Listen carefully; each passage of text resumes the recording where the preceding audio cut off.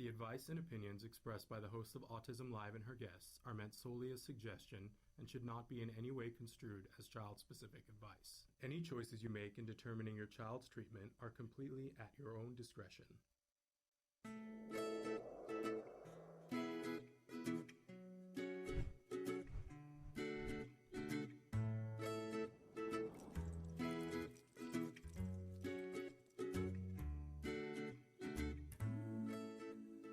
Hello and welcome to Let's Talk Autism with Shannon and Nancy.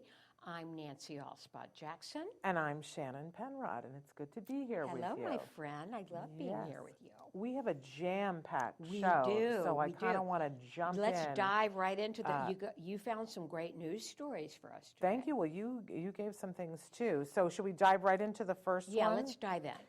Okay. So there's a new test-based game that can predict pediatric autism, perhaps. Perhaps. This may be.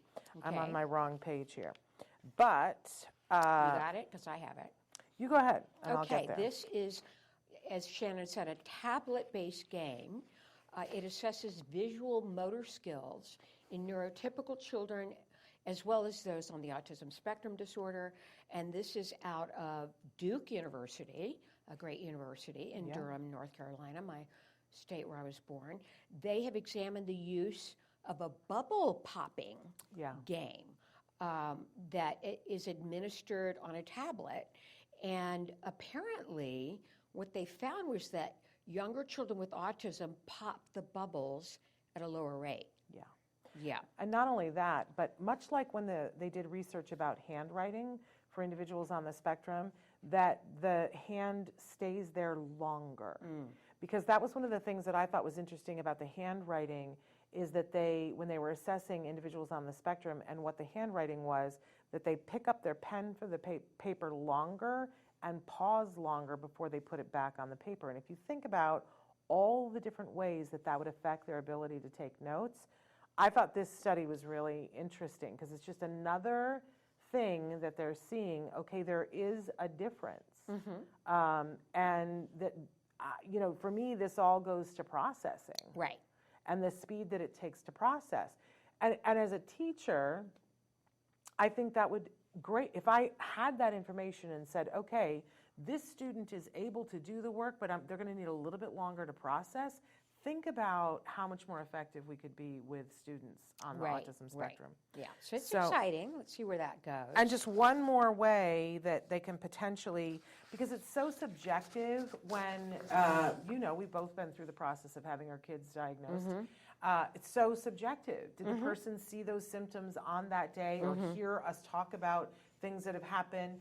So the more things that we can have that show definitively first of all, what autism is comprised of. Right. But to be able to give kids a test and say, this child is at risk because they're hovering over the button, they're not pushing it as often, they're not popping as many bubbles, then maybe we can start interventions early because we know early is the key to everything, right? And here's another potentially exciting development. An epilepsy drug might be able to help children with autism. The drug, I've heard of this drug, lamotrigine, I think is how you pronounce it. And this is tied into the MYT1L gene defect. And this long-used epilepsy drug has been used to stop seizures. And what they're finding is that with the drug, this electrical activity in the brain returned to normal when they administered the drug and affected that MYT1L gene. And that the way that presented itself in individuals on the spectrum is that some of their difficulties that had been classified in the autism category were alleviated. Things like hyperactivity and behavior, and inability to focus. So this is an encouraging thing. And of course, many of our kids happen to, as you know, have seizures. As mine does. Yeah. So not a bad thing for us to be finding. Yeah, my son's on Keppra. And I don't know a thing about that. But your son is also on a very specific diet as well, which has been found to be very the keto effective. diet. Yes. Ketogenic diet, which Wyart hasn't had, he's only had 2 seizures. Yes. Although we think he might have had febrile seizures when he was young. Yeah. But he's only had 2 grand mal seizures, and the last one was 5 years ago. I talked to his neurologist about taking him off these drugs. She said, no, just for safety, we need to get, he's on a low dose, though, so I feel pretty good about that. But I applaud you, because a lot of people, when they hear, that a diet might help to support the meds, it feels overwhelming to them. But you guys changed how Wyart ate completely. Completely. And with the meds, he has not had another seizure. Right. Thank God. Right. But it's just like, Shannon, the GFCF diet. I mean, you and I both put our kids on that at a very early age. Yeah, but I got to say that I think it's harder the older the individual is when you try to put them on a diet. And the keto diet can be really hard for some people. No carbohydrates except for vegetables. And I got to say, I know Wyart and love Wyart, and Wyart liked some sugar. Oh, definitely. So the fact that you had to say, we're not only going to slow this down, we're going to stop it, I think that was quite a Herculean task. Well, and you should be commended for that. Thank you. So, but I want everybody to hear that great results. He hasn't had a seizure. Yeah, great results. But you also, one of the seizures he had was big enough that I think it scared you 68 ways from Sunday. Both of them did. There you go. Yeah. Nothing more frightening than when your child starts flapping around and then passes out. Yeah, I mean, it certainly helps to motivate you to do big things. Never want to see that But again. you did it. So much love to you for that. Okay, I thought this was really interesting, this story. Ukraine's top climate scientist put solar panels on her apartment roof so she could keep the lights on for her son with autism. First of all, can I tell you that I was at a conference last week, and one of the papers that they were presenting was how to help children who are repeatedly having to go into bomb shelters in the Ukraine. And I spent quite a bit of time with the woman who was teaching people how to do this. It was, I mean, I had to leave and go cry. I'm sure. And so I can't even imagine, here's this amazing woman who is their top climate scientologist, and she's an autism mom. Right? Shannon, the first thing I thought about hearing this story, reading this story, was what about all the other kids on the spectrum? Well, absolutely. But it also, the first thing that I thought was, the courage of this mom to do whatever it takes, because we've all been in, how many times do we talk to a parent and they say, well, I'm not in the state that has what your state has, and we feel terrible. But we always want to say, find the way, find the way. Talk about Herculean. This woman is putting solar panels on her roof. Now, how amazing is it that she knows how to do that? Because as you said, where are all the other children whose moms don't know how to do that? But this is a mom who's going above and beyond to make sure, because they don't have the systems in place. And her supposition is, even though, we're at war, we need to be shoring up, because you have to continue living. And that's exactly what I was hearing at this conference was, your kids have to continue living. And it's been a year now. It has been a year. You can't put everything on hold. You have to keep on going. And it took her 2 months to get this equipment and put it up. But amazing, that she says that his fear when the lights were off, I can't even imagine. I can't either. I can't even imagine. And there's hopes that a lot of this equipment will be available to more Ukrainian Well, she's fighting residents. for that. Yeah. So God bless her. God bless her and her son and her efforts to help him. Amazing. Another amazing story that I thought was really uplifting. If you've been watching the news at all this week, you probably saw this. Jason Arday, amazing, talented young man who Sociologist, right? is now going to be, he is officially the youngest black professor ever at Harvard, University of Cambridge, and, not Harvard, University of Cambridge in England, and he identifies as being on the spectrum. As a matter of fact, not only that, he didn't speak. He was diagnosed at 3. He did not speak until he was 11. There we go. There's the hope that everybody was looking for, right? Absolutely amazing. Family told, as so many are, he's going to need lifelong care. And now the youngest black professor ever at the University of Cambridge. And I love this, that 10 years ago, while studying for his PhD, he wrote down some of his personal goals on his mother's bedroom wall. And the third on his list read, "One day I will work at Oxford or Cambridge."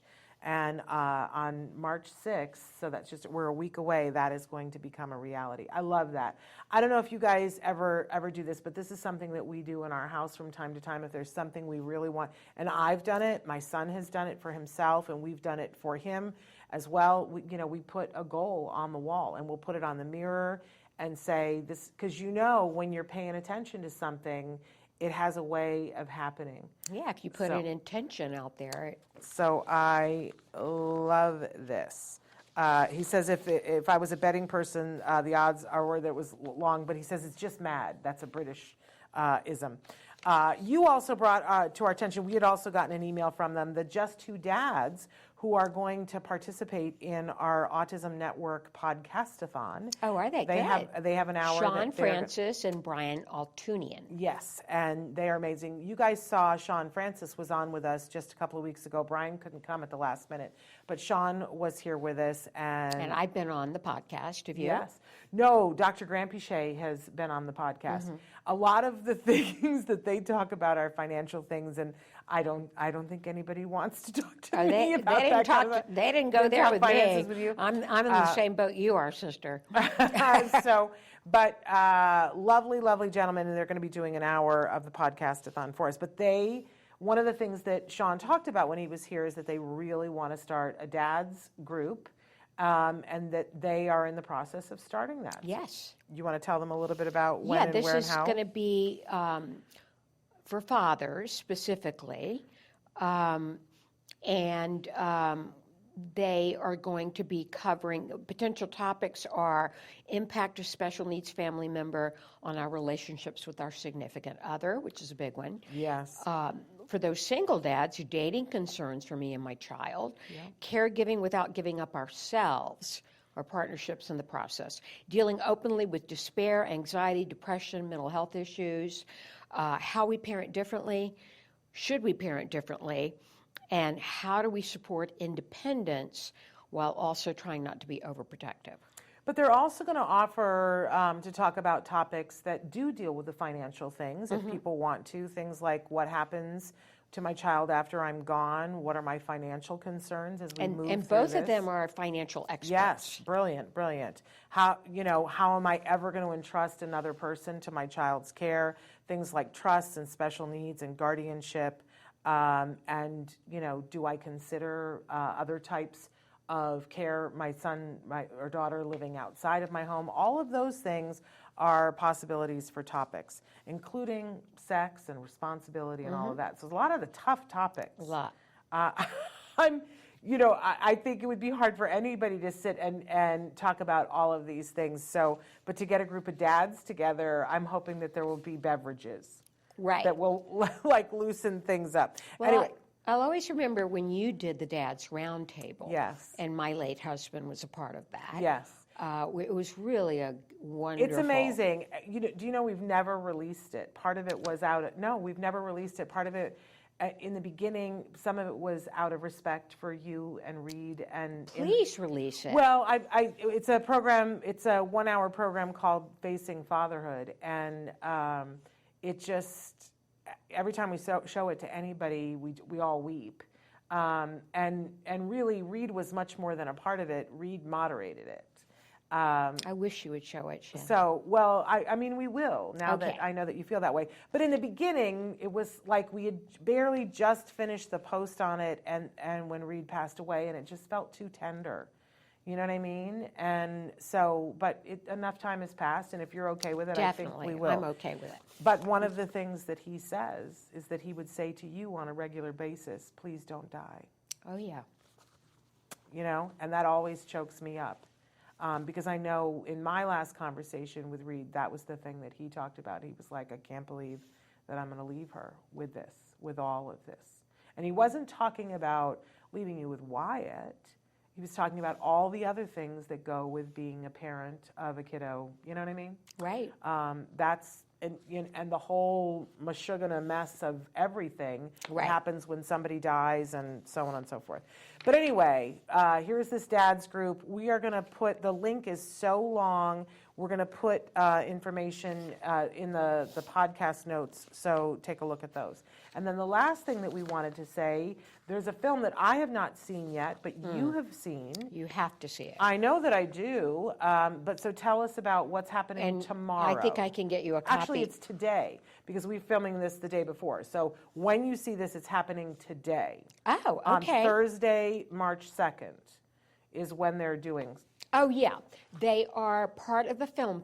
The movie is called Beyond. It's a documentary. It is a story of very talented dancer by the name of Tamara Mark. I believe she was Sidney Poitier's goddaughter. Wow. There was a very close relationship there. Tamara was in a chorus line, many other top, musicals, productions, movies. I mean, very successful in Hollywood. And Tamara, we're seeing some of the photos right now. Tamara went on to have 2 children, Ian and Harry, and both boys are on the autism spectrum, and both boys are severe. They are both nonverbal, and her road in parenting them is what Beyond is all about. And it's a spectacularly moving film. Wonderful. You can't sit through it without, first of all, my admiration for Tamara Mark. It knows no limits. Yeah. The good thing is that in the course of the film, she falls in love, and they are now engaged. Love that. We always love Mark Olson. We love and they have the Beyond Ranch Foundation, which they are creating a community for young adults on the more severe side for independent living. And so that's their new goal. But their goal right now is to get this documentary seen by as many people as possible. So we're going to put a link, and you were saying that there is a potential to screen it at home. I believe so. Okay. I could be wrong. But there is a film festival, and if you're in the Los Angeles area, what I saw was a way that you could see it tonight, and purchase a ticket to see that tonight. And we are having Tamara on in April. During the podcast-a-thon. During podcast-a-thon, we're going to have Tamara and her fiancé, Mark, and who has taken on fathering these 2 boys. I mean, what a man he is. And can I say that's not the only time that I've seen that happen? We've heard several stories over the years of people who, had a child in a relationship, and the child was diagnosed with autism. That person ended up not being the person that they were going to go through life with to parent this child, but then down the road they met somebody else who was the person to parent that child. We've seen that. I mean, look at Deborah Portney. Christina Adams. Yes. I mean, we've seen this time and time. Look at Matt and Nava Paskowitz. I mean, these are great stories. Right. So it can happen. It's very hopeful, but please, take a look at this way to tune in to Beyond. And we'll have them on in April, along with the filmmaker, who's spectacular. Very cool. Very cool. Okay, so we've got 3 amazing guests that are going to be joining us during today's show. First up is going to be Karen. Wyart. We forgot Wyart. We forgot Wyart. I always do that, and it's right in front of me. Sorry about that. Talk to us about Wyart today, the work of artist Wyart Jackson. We're going to take a look at these 2 puppies. Oh, they're adorable. Lulu and, why can't I remember the name of the other one? This was a woman from Richmond, Virginia, who contacted me on Facebook and wanted her darling golden retriever puppies. You notice how Wyart signs every painting different? Have you noticed that? I have noticed that, and I find that really fun. Well, I mean, that's going to be one of his hallmarks, right? That he sometimes it's on the side, sometimes it's on the top. So I love that he respects that he's not going to put it over one of the dogs. And he also sometimes will do WJ and sometimes Wyart. I don't know. I never know which. Well, I can see 100 years from now when people are doing, what's that antique roadshow, and they're going to be like, is this a real Wyart Jackson? Yes, it is. We can tell that because he never signs over his subjects, and he signs in this period. He signed this way, and it's all going to make sense. Okay. Yeah. Let's see. What's the second one, Traven? We're taking a look. Oh, this is. Can you see him? That's Sam. He's pretty. Oh, Look Sam. at him. A Frenchie.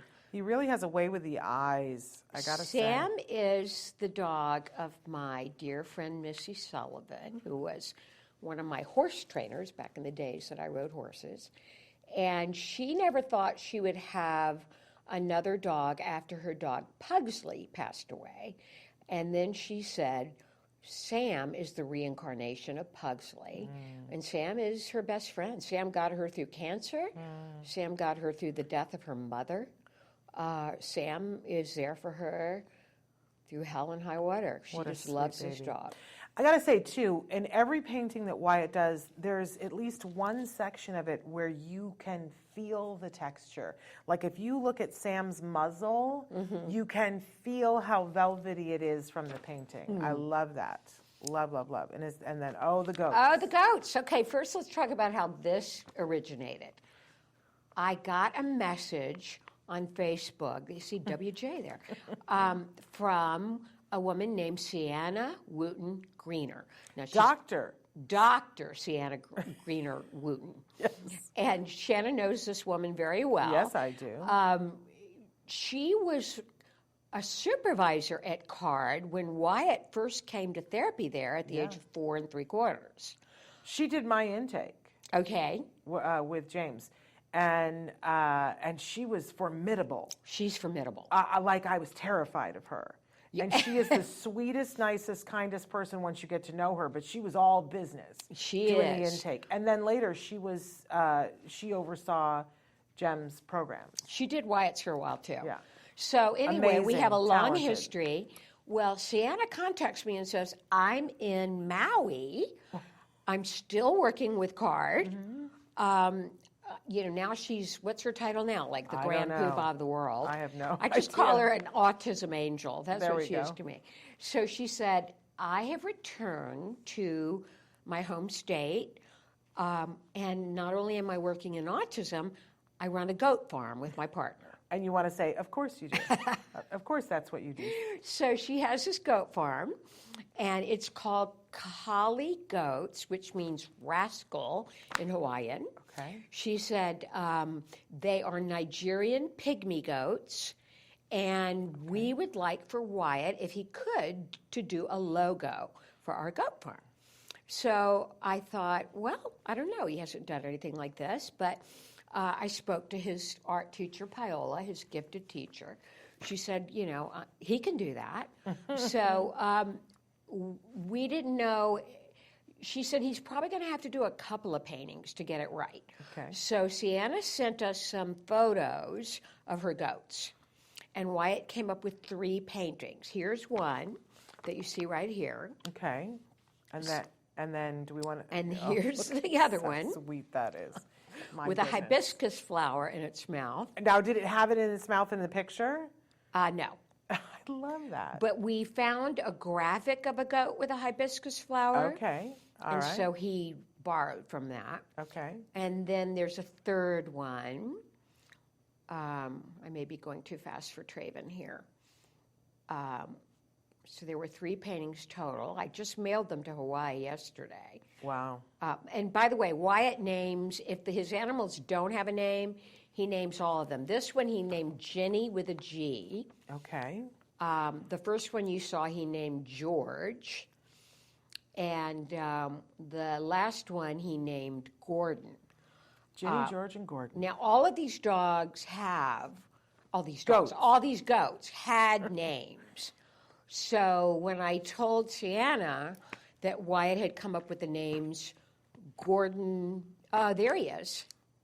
Okay. Look at him. So this is Gordon? That's Gordon.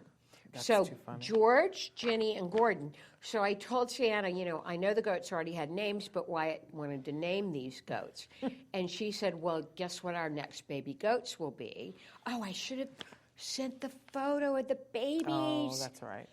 Anyway. People should go to your Instagram because they can see it Yeah, there. they can see it on Instagram or Facebook. So the babies were born. There was a boy and a girl. So Sienna said, we've already named the girl Jenny.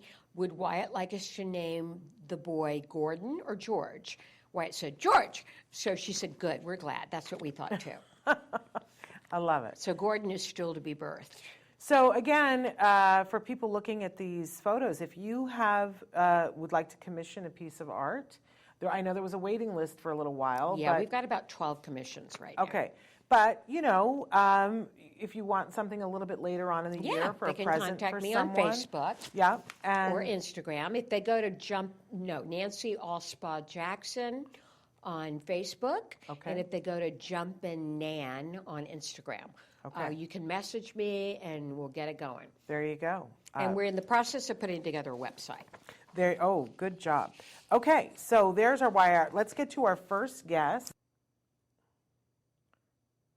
Welcome back. We've got two amazing guests with us. We do. I'm so excited to interview these two.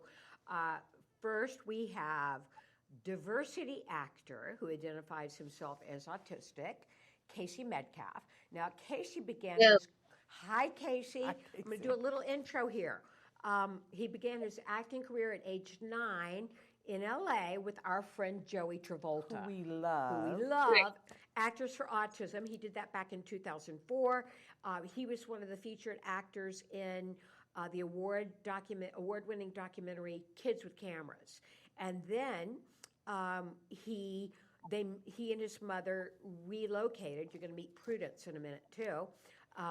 They relocated to New England, and he joined the New England Youth Theater, and that started his 7-year association with that company's diversity program. He played many, many roles there.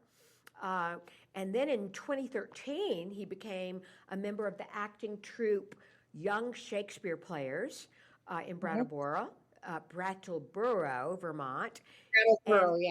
I am very impressed with this fact, Casey. He performed a character study of King Henry V in Shakespeare's Henry V. Yep, Wow. That's right. Wow, Casey. And there's a very big deal that's happening next week that involves Casey. That Casey is one of the featured actors in a big new film that is coming out with Woody Harrelson as the star. You've got the poster there behind you. The title of the film is Champions. I am so excited to see this movie. We've been watching the trailers. The trailer is so good. And you are probably the most hilarious thing in the trailer, Casey. And there you are. Yeah, with the finger thing, right? Yes. I love the finger We're going to thing. have to talk about the finger thing in a minute. Yeah. And then let's introduce his mom, Prudence Baird. Hi, Prudence. Hi. How are you? I'm great. We are so happy to have you here, too. Now, Prudence, in addition to being Casey's amazing mom, what else do you do? Well, let's see. Earlier, before you turned on the cameras, we were talking about my background in public relations for 20 years in Los Angeles. But after Casey was born, I wanted to devote myself to his care and scaffolding his development. So I quit the workforce, became a full-time mom. When you have a child with autism, that is, I would say, wouldn't you agree, ladies, that is a little bit more than a full-time job? A little bit more. We've both been there, done that. Yeah. You are an autism warrior mom, and we know that club. Yep, we're members of a club we never expected to join. And then I went ahead and got a master's in autism spectrum disorder in 2009. Mm-hmm. And I wish I'd gotten that the day he was born because I learned so much about autism from getting that degree. But, every little bit helps. First you're reaching out, touching the elephant with a blindfold on, saying it feels like a rope when you touch its tail, and it feels like a tree when you touch its leg. And then with the blindfold off, it's like, okay, I got it. It's an elephant. Yeah, amazing. So this film is opening, I believe, on March 9th.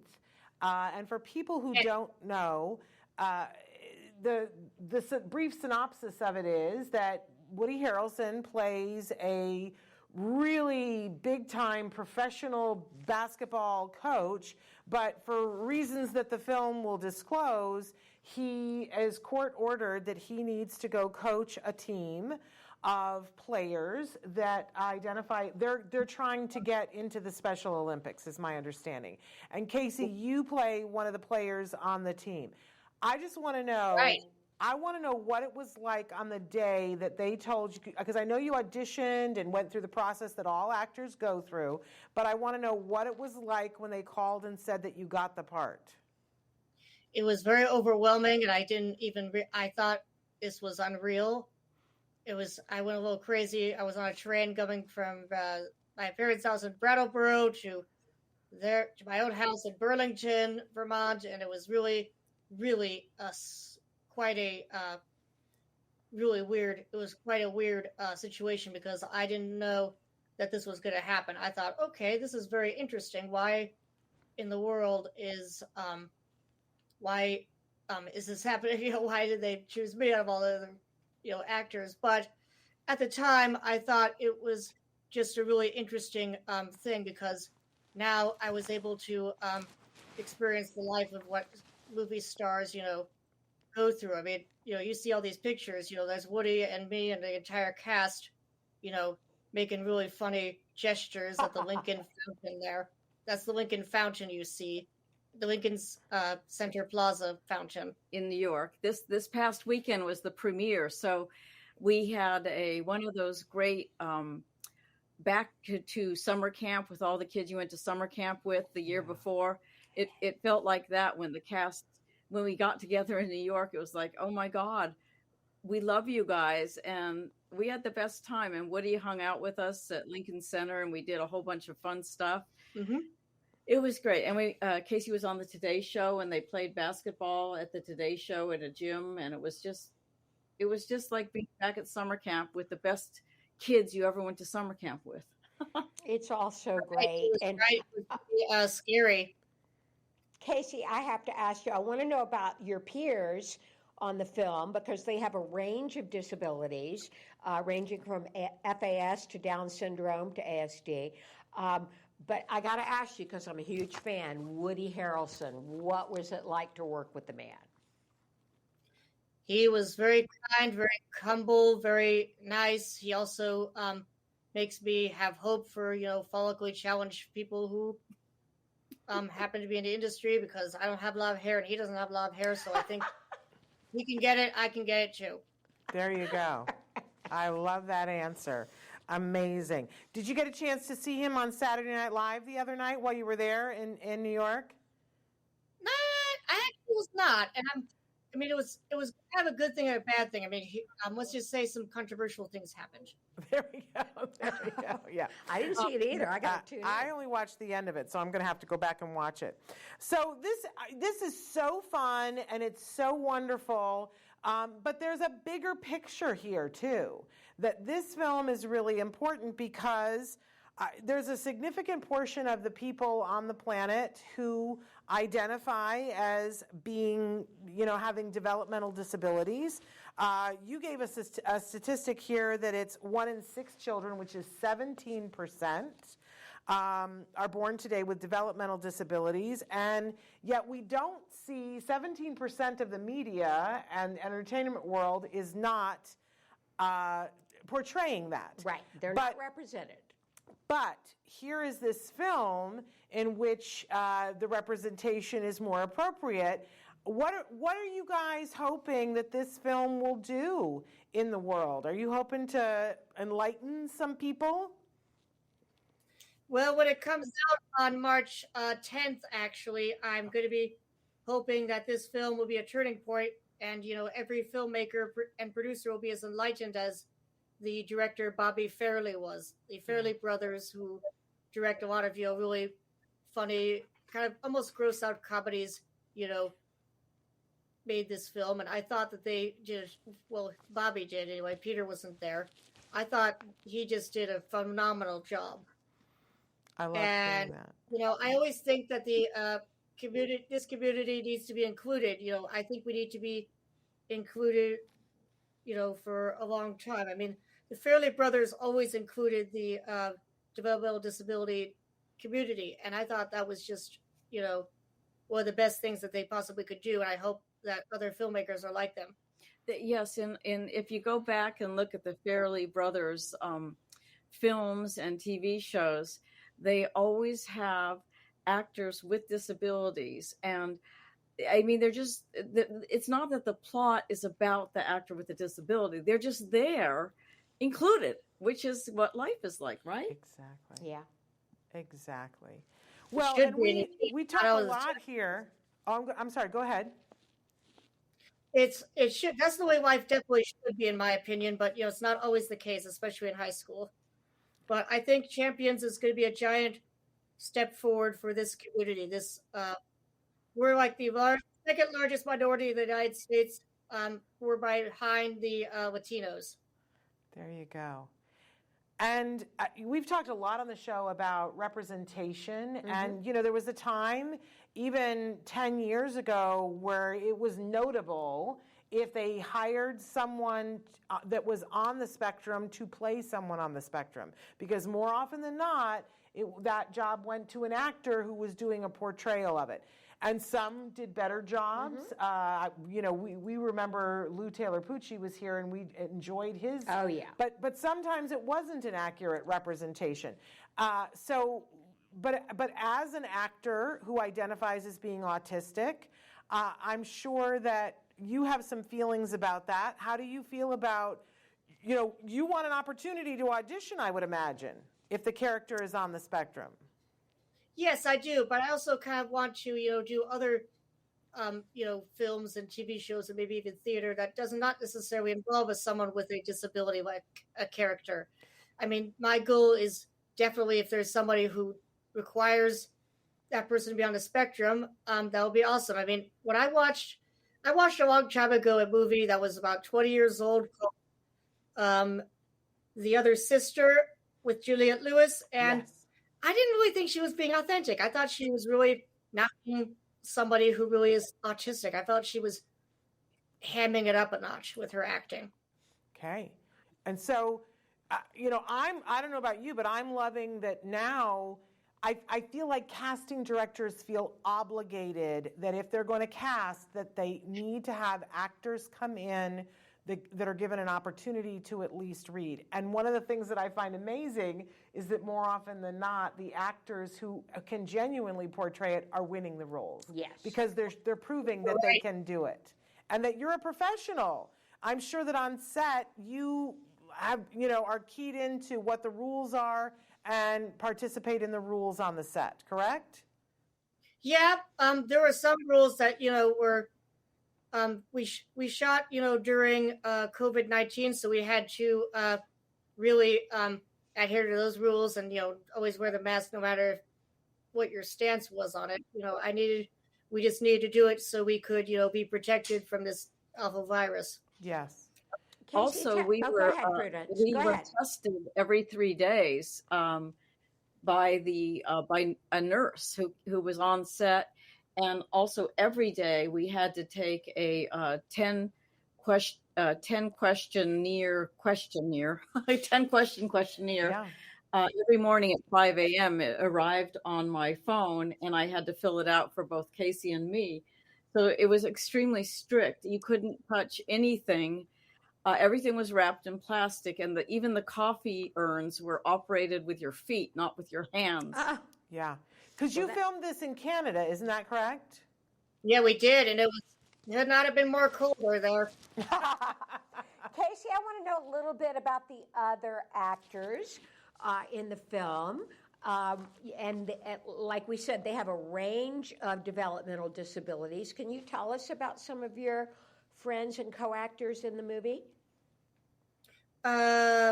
Kevin is an excellent actor. He plays Johnny. He's this guy right here. That's Johnny right there. And that's Kevin Nucci. He has Down syndrome and has been in several films and has a publicist, has an agent, and he is just a really phenomenal actor. Madison is the only girl in this film who's on the Friends team. This is her. She's right next to Woody. Both she and Kevin are like the superstars of this film, and she really shined in this movie. She was really funny, and just the way her annotations or with her lines, her delivery was just pricelessly funny. She put me on the floor with a couple of her lines. Yeah, well, she said, "You're no McConaughey," and I thought that was very funny. Yes. Truly wonderful. So are you guys all friends now and stay in contact? Yeah, we try to have our phone numbers, and we also try to keep each other in contact on social media and stuff. It was really cool. I mean, we are really much kind of like a family, and we found the time. We FaceTimed each other last night on the train going home from New York City. Amazing. So you guys have been doing a lot of press the last week, right? Yeah, which is why I'm wearing mascara. You look good. I don't know. I don't even wear this stuff. It's too uncomfortable. I'm blinking all the time. Yeah, can I tell you, I'm not wearing any because I don't like it. And my eyes feel the same way about it. I don't have any on. In fact, can I tell you a secret? I wear fake glasses. Look, these don't have any lenses in them so that I don't have to put eye makeup on. I started doing it in COVID, and then I discovered if I wear the glasses, I don't have to put eye makeup on. So it's a cheat if you want to get yourself a pair of fake glasses, and then you don't have to wear the mascara. The lighting people won't appreciate you, though. So anyway, I know you guys have much to do, and we don't want to keep you too long. But Casey, this is a very big deal, and very soon it's possible that when you're out on the sidewalk, people are going to go, "Excuse me, aren't you Casey from Champions?" Are you prepared for that? Yes, I'm going to be. I just hope it's not like one of those big celebrities. I mean, I'm sure Woody Harrelson can't even leave his house in Maui without people running up to him and saying, "You're Woody Harrelson! Can I get your autograph?" All that type of thing. I'm sure he must be thinking, "Get me out of here. I just want to leave my house." Yes, I just want to drink my Starbucks coffee. Well, and people already recognize me already. I'll bet. I think you better get ready to sign some autographs, Casey. Well, it's your choice. Are you going to sign autographs? Because some people sign and some people don't. I'll sign if it's if I feel like it's an appropriate time. If I feel like I don't want to sign, I'm just going to say, "Not right now. It's not you. It's I just have a lot to do. Sorry." Okay. Casey has a job. And so what does the future hold, Casey? Are you planning on auditioning for more feature films? Or are you going back to the stage and doing some more Henry V? I'm probably going to try to do more feature films, but that's just me. I want to do both, though. In my view, I think it's both good. Very cool. I'm mostly doing improv now these days, at our local comedy clubs here. Lovely. Great. Absolutely. Well, I cannot wait to see this film. Me I know too. Shannon feels the same. Me too. You guys have been lovely. Thank you. I know you've been so busy. Thank you for making the time to be with us today. And Casey, we just wish you the best of success and can't wait to see you in this whole film and all the films that you do after this. Yeah, congratulations, Casey. Congratulations, and Mom, well done. Can I say that you can see this film starting March 10th? Absolutely. In theaters everywhere. Yes. It's a Hollywood blockbuster, and Casey's in it. It is. Also. Yes, it will be. Yeah, that's a loving kiss from Mom. Thank you guys so much for being with us. We look forward to seeing the film. Bye-bye. Bye-bye. Thanks. Bye. Good to meet you both. Bye. You too. Bye. Oh, aren't they lovely? Oh, brings So tears to my excited, eyes. right? I can't wait to see this film because if you watch the trailers, I mean they don't mince words in the trailers. There's a moment when Woody, warms up to, he says the ruh, and they say, oh, no, there's no ruh word to describe these people. Lately, people have asked me, what are we going to do to change things? What are we going to do to change things? And my answer always is, what changes things faster than anything else? Seeing something in the mainstream entertainment world. I think that it's films like this that are going to make a bigger difference, along with Sesame Street. Things like this have more of an impact on ignorance than anything else. You can educate, put it in a funny film with Woody Harrelson, people are going to get it. Yeah. And for once, people will start to realize these young people have talent. Yes. It's so good. All right. So excited to see it. The trailer, you can Google the trailer right now on YouTube. There you go. It is hilarious. Watch it. Can't Absolutely. wait. And we're really sad that for whatever reason it didn't work out, that we didn't end up having Karen Hale on today's show, but we will connect with her. We will. And we'll have her on a future show. But we should say that, again, the next show that we do with Nancy will be during the podcast-a-thon, and we'll be featuring that film, Beyond. With the amazing Tamara Mark. As well as the filmmaker. Yeah. Okay, so that's actually going to happen on April 5th, and that will air at 4 o'clock in the afternoon. So you guys will take a look at the schedule later to see everything, but it's going to be an amazing 44 hours, Nancy. Hats off to you. Shannon, We're you come really up with the excited. best stunts. Well, I don't know. Let's see if how this goes. But we already know that Dr. Temple Grandin's going to be participating. Joe Mantegna has already said yes, that he's going to be participating. We've got the Just Two Dads. We've got the Autism Dadvocate.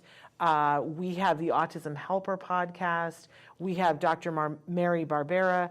We have tons of hours with Dr. Graham Pichet.